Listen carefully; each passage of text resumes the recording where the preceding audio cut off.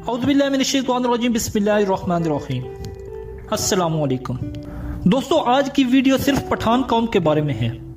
हम अक्सर लोगों से सुनते हैं कि पठान कौम तो दहशतगर्द है, पठान तो पाकिस्तान की बदनामी का बायस बनते हैं। कुछ लोग पठानों को बेवकूफ समझते हैं और अक्सर पठानों के लतीफे सोशल मीडिया पर शेयर किए जाते हैं और हम इनका मजाक उड़ाते रहते हैं। बल्कि कुछ लोग तो पठानों से अज़य मजाक यहाँ तक पूछ लेते हैं कि तुम मुसलमान हो कि पठान, और इस तरह की बहुत सी बातें इस कौम के मुतल्लिक की जाती हैं। दोस्तों, आज की इस वीडियो में हम आपको पठानों के मुतल्लिक चंद ऐसे हकायक बताएंगे जिन्हें आप आज से पहले कम ही जानते होंगे। नंबर 1, दोस्तों, आज पाकिस्तान दुनिया की 7वीं और मुस्लिम उम्मा की इकलौती एटमी ताकत है। जिस एटम बम के दम पर दुनिया पाकिस्तान को नाकाबिल तस्खीर समझती है और पूरा आलम कुफर पाकिस्तान की एटमी ताकत को डरावना ख्वाब समझता है, वो atom bomb doctor Abdul Qadeer Khan की मेहनतों का हासिल है, जो कि एक पठान था। इससे एक बात साबित होती है कि पठान कौम बेवकूफ नहीं हो सकती, क्योंकि बेवकूफ आदमी एटम बम बनाना तो दूर की बात, एक खिलौना भी ढंग से नहीं बना सकता। नंबर 2, दोस्तों, पठान कौम की दोस्ती और दुश्मनी दोनों बहुत मशहूर हैं। जरा इनकी दुश्मनी की बात देख लीजिए। आप यहाँ से अंदाजा लगा सकते हैं कि हर वो मुल्क जो सुपर पावर बन जाता है और वो कुछ काम करे या ना करे, लेकिन वो इस कौम से पंजा आजमाई का काम जरूर करता है। न जाने ये शौक क्यों हर सुपर पावर के दिलो दिमाग में उठने लग जाता है और इस कौम से पंजा आजमाई का शौक कैसे अफगानिस्तान की दहलीज तक खींच लाता है।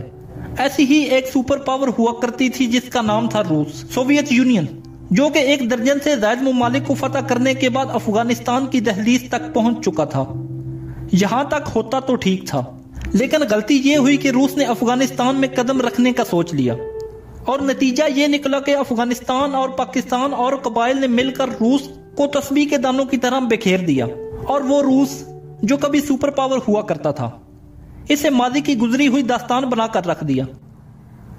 इसके बाद अमेरिका बहादुर की बारी आई, जो 35 ताकतवर मुल्कों को साथ लेकर, इसे इसने नेटो इत्तेहाद का नाम दिया, अफगानिस्तान का रुख करता है। लेकिन इस जंग की शुरुआत से पहले जब रूस अमेरिका के सदर को मशवरा देता है कि अफगानिस्तान एक दलदल है, इसमें फंस जाओगे, तो इस पर अमेरिकी सदर ने यह कहा कि अफगानिस्तान को फतह करने के लिए अमेरिका को जितनी ताकत चाहिए, इसकी मिसाल ऐसी है कि समुद्र में 1 बाल्टी पानी भर लो तो समुद्र की सेहत पर कोई असर नहीं पड़ता। अमेरिकी सदर का यह जवाब सुनकर रूसी सदर मुस्कुरा दिए और मानीखेज मुस्कुराहट के साथ वहां से चले गए। अमेरिका इस भरम में था कि 35 मुल्कों की बेहतरीन फौज को लेकर जब वो अफगानिस्तान में जाएगा तो शायद चंद दिनों में ही अफगानिस्तान को तस्खीर कर लेगा, क्योंकि इस मुल्क में मौजूद अवाम के पास ना तो एयर फोर्स है, ना ही नेवी है और ना ही कोई मिसाइल सिस्टम और ना ही कोई एटमी हथियार। लेकिन नतीजा आपके सामने है। आज वही अमेरिका मुज़ाकरात के नाम पर अफगानिस्तान में मौजूद मुजाहिदीन से जिंदगी की भीख मांग रहा है कि वो बाइज्जत वापसी कर सके और अपनी चौधराहट को बचा सके। नंबर 3, दोस्तों, क्रिकेट को पाकिस्तान में बहुत पसंद किया जाता है। यूं तो पाकिस्तान ने बहुत से वर्ल्ड कप खेले हैं, लेकिन जीते सिर्फ 2 ही हैं। एक 1992 में ग्रेट इमरान खान की क़यादत में, जबकि दूसरा वर्ल्ड कप मर्दे मैदान यूनुस खान की क़यादत में जीता, और ये दोनों ही पठान थे। इसका मतलब ये हरगिज नहीं है कि किसी भी दूसरे खिलाड़ी ने पाकिस्तान टीम की क़यादत कभी नहीं की या कभी फाइनल नहीं खेला। पाकिस्तान टीम के दूसरे कप्तान भी बहुत अच्छे थे और बहुत ही मायानाज खिलाड़ी थे। उन्होंने वर्ल्ड कप भी खेले और वर्ल्ड कप के फाइनल भी खेले, लेकिन जीत का सेहरा और फातेह का सेहरा इन दोनों खानों के सर ही जाता है। जबकि इसके बरअक्स कुछ ऐसे भी खिलाड़ी हैं जिन्होंने मैच फिक्सिंग की, जुएबाजी की और दूसरे किस्म के जराइम में पाकिस्तान की बदनामी का बायस बने, पाकिस्तान की शर्मिंदगी का बायस भी बने। लेकिन हैरानगी की बात यह है कि आज तक कोई भी पठान खिलाड़ी पाकिस्तान की बदनामी और नदामत का बायस नहीं बना, जबकि पाकिस्तान को वर्ल्ड चैंपियन बनाने का सेहरा इस कौम के खिलाड़ियों के सर और खेल के मैदान में भी इस कौम ने कभी मुल्की वकार और इसकी इज्जत का सौदा नहीं किया।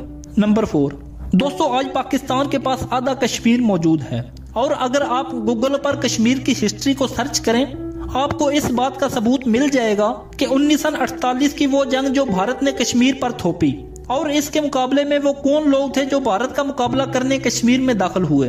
हुआ कुछ यूं कि 1948 में पाकिस्तान को आजाद हुए अभी 1 साल ही हुआ था कि कश्मीरियों के इरादे भारत माप गया था। इस वक्त भारत ने कश्मीरियों पर हमला कर दिया।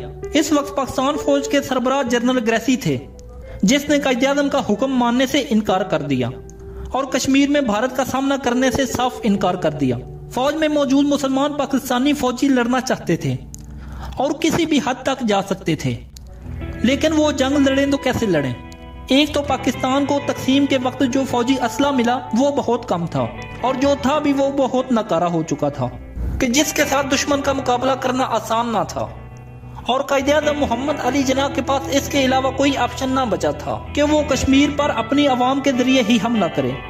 लेकिन सोचने की बात यह है कि वो मुल्क जिसकी आधी से ज्यादा आबादी हिजरत करके सरो सामानी के आलम में आई हो, जिनके पास ना तो घर है, ना अद्वियात है, ना खुराक और ना ही असला चलाने की तरबियत, और वो भला इस जंग के लिए कैसे तैयार होते?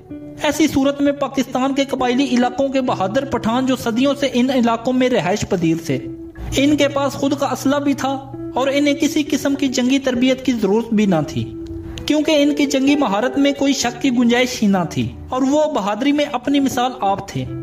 उन्होंने कश्मीर पर हमला कर दिया और भारत का डटकर मुकाबला किया और भारतीय फौज को पीछे हटने पर मजबूर कर दिया, और उनकी जंगी सलाहियतों के बलबूते पर आज आधा कश्मीर हमारे पास मौजूद है, जिसे हम आजाद कश्मीर और गिलगित बल्तिस्तान के नाम से जानते हैं।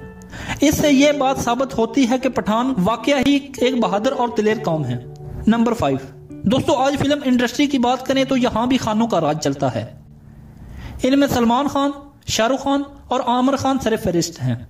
दोस्तों, जब पठान कौम के बारे में इनसे पूछा जाता है कि तुम पठान हो कि मुसलमान, तो इनका कहना यही होता है कि हम 1400 साल से पठान और 5000 साल से मुसलमान हैं।